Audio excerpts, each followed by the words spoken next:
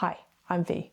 I'm on a mission to keep on progressing as a guitar player, and I'm sharing what I learn along the way. I've been thinking a lot lately around all the things I've been learning and the things that I wish I had picked up and started learning a lot earlier if I had a time machine. So if you're a beginner guitarist or have been stuck in a little bit of a rut like I have been, I really do hope this helps. And if you have your own wish list, I'd love to hear all about it in the comments below. Number one, learn a little theory, especially the numbering system. I'm actually working on a video about this because I really do believe that this is something that's really useful, and I really do wish I'd started this a lot earlier. Plus, I've realized after doing a bit more of a deeper dive and getting to know the numbering system a bit more, it's really easy. So even if you are a beginner, it's worth checking out, it's worth looking into. And it's worth starting to think about when you're starting to learn chord progressions and songs. It does open up a lot, and it is a bit of a foundation, so useful to know. I really do wish I'd started this earlier. So if it's new to you, the numbering system, just a quick snapshot, is really about the notes in a scale, which are numbered, of course, and starting from the root note. So for example, you would hear someone say something like, I'm playing in the key of A minor, for example. What that means is the root note, or the tonic, is what it's sometimes also called, is the A, and you're playing in the the minor scale. So really what you're looking at there is,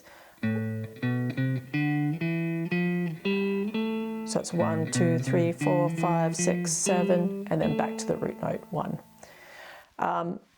So if someone was to say to you, I'm playing in the key of A minor, and the chords are a 1, 4, and 5, which is a very typical 12-bar blues progression.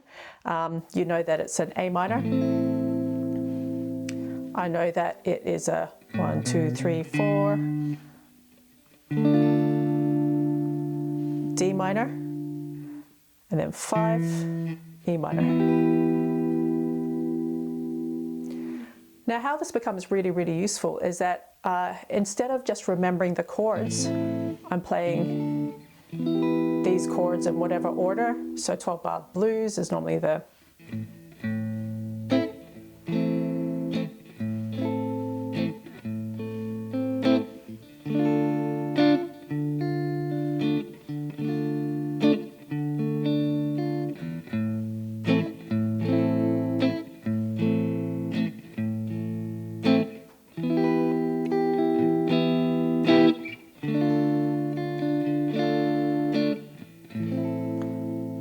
So instead of just trying to remember that and remembering the notes, by remembering the 1, 4, 5, I'm not just stuck in this position. I can actually go, what if I was to play that in the key of B minor?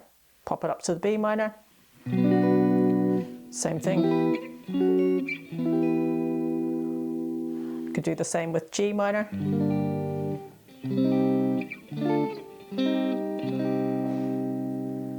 So that's something that I really wish I'd learned earlier. So I mentioned just then the 12-bar blues, which is a very common progression, but you find that when you look at all other kind of genres like pop or R&B, you typically find a common kind of chord progression or common progressions in those genres as well.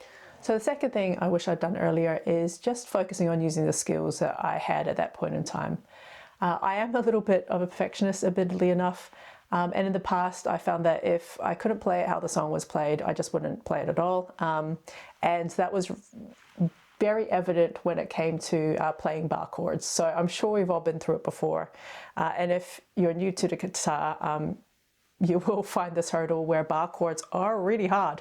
And unfortunately, there's no really way around or shortcut to getting bar chords under your hands, except for really time. Of course, there are things that you can do, little tips that you can have to make sure things like your posture's correct, you know, how your elbow is sitting, really where your hand is, where your thumb is. Those are tricks to get the technique right, but in the end, it is really just muscle memory and strength, which only comes through practice and repetition.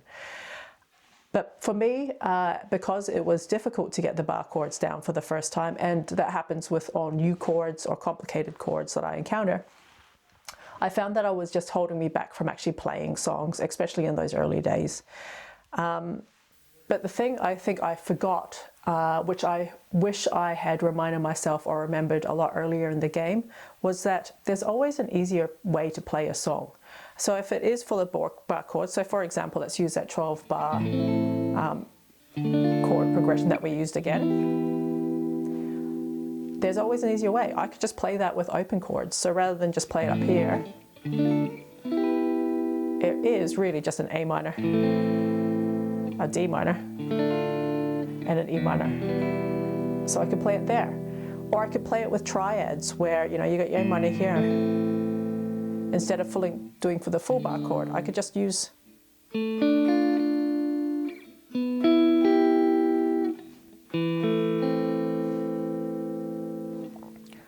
so there's always an easier way, and I think I just forgot about that. I was too worried about making it look or sound exactly like it was on the record, or like how the professionals play it. The third thing is, and this is going to be a bit silly, and probably not everyone will resonate with this, but for me, I thought I would throw this at one really quickly because it's something that I just didn't do, and I probably still don't do nearly enough. I am a pretty introverted and also quite self-conscious person, so I've always been pretty shy about playing around other people, playing too loud, or even playing with a loud backing track on. Also, I mentioned before that I'm a bit of a perfectionist, so if I wasn't playing it like I was hearing it on the record, I just didn't like it. I didn't really enjoy it that much. So I guess what I'm trying to say here is I really wish I'd let go of that kind of thinking a lot earlier. For example, let's use what I was saying before, where, you know, I would try and get the bar chord, say, perfect before I would even start thinking about playing with something with a backing track. Again, I really wish that I just put the backing track on, and if I couldn't play the bar chord straight away, just play with the open chords, for example. If I couldn't get the strumming or the rhythm right, just try and play it to time with one chord or one strum at a time. Again, I wish I'd done that earlier, and if it's not something that you're doing as a beginner, then I really do suggest that you do it yourself. The reason why I say that is that it is incredibly important to do stuff like that, to actually play it with a backing track or play it with the metronome, which I'm going to mention next, because rhythm is arguably the most important thing to get down early. And I'm guilty of it. I certainly didn't spend enough time on the rhythm, and I'm sure there's many other people out there who are in the same boat. So again, number 3, really wish I'd done that a lot more.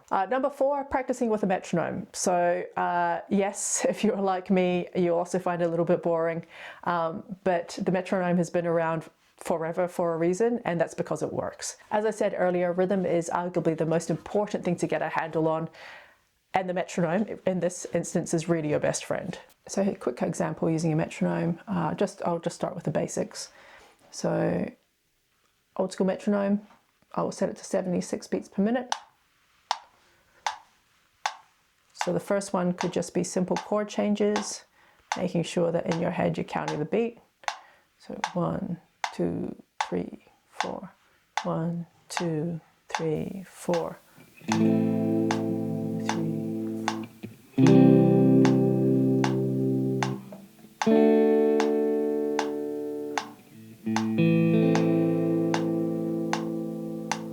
And if you're playing a new song that's a certain beats per minute, you could actually set it, say, a little bit slower and practice at a slower beat, or you could, you know, until you get it up to speed, for example. You could use it for scales, practicing scales, for example.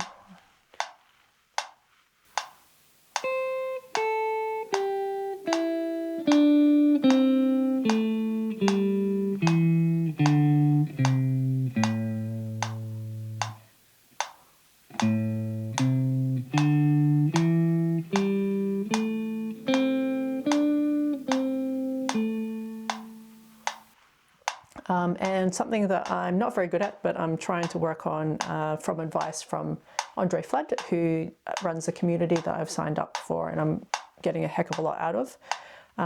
So practice it, you know, with licks, for example. So trying to get the licks a bit more in time. And this is just really basic stuff, so nothing groundbreaking here. But again, just trying to get the basics with a much better rhythm going on. So.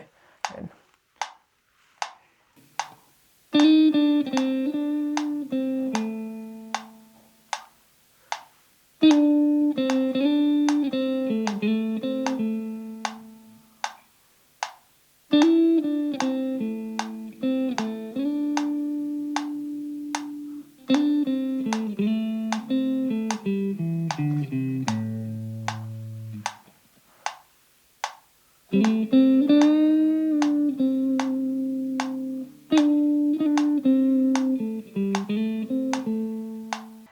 the final one, record yourself.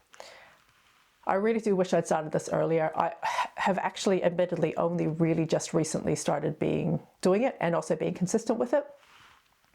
I find that besides having a teacher to watch you and give you direct feedback on your technique and how you're playing and things like that, recording yourself and watching yourself playback is one of the best ways to notice areas where you can improve.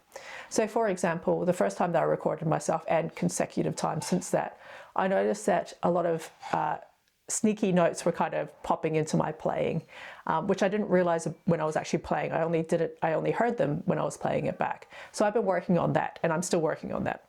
Another thing I noticed when I was playing recordings back to myself was that I played quite rushed. So I played quite quickly. I realized that obviously I'm a bit uncomfortable with the recording. So I was kind of, you could tell that I was a bit pushing myself and I was a bit rushed when I was playing. So since then, I've been trying to relax a little bit more, and I've been reminding myself that whenever I play now. The other thing is that it's also great to be able to reflect on your progress. So I've watched videos that I recorded 4 months ago to ones that I'm recording now, and you can see a difference. So I think that's really important to actually see the progress that you're making.